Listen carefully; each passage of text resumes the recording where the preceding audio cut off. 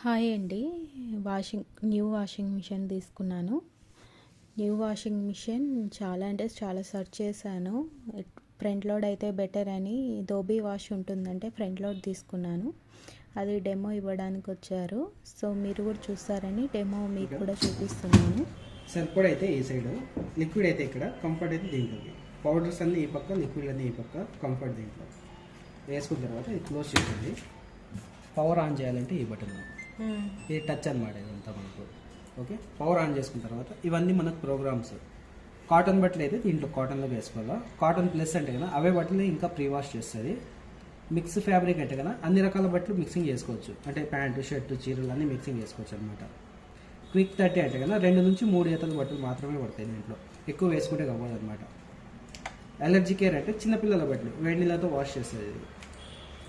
Active wear అంటే night pant T shirts ఇలాంటివి. Hand వూలన్స్ అంటే కన్నా బెడ్షీట్లు స్వెటర్లు ఇవన్నీ మనం వేసుకోవచ్చు. డెలికేట్స్ అంటే కన్నా సాఫ్ట్ క్లాత్స్ ఏమైనా సాటిన్ లేదంటే దారాలు స్వెటర్లు అలాంటి బట్టలు ఉంటే దీంట్లో వేసుకోండి.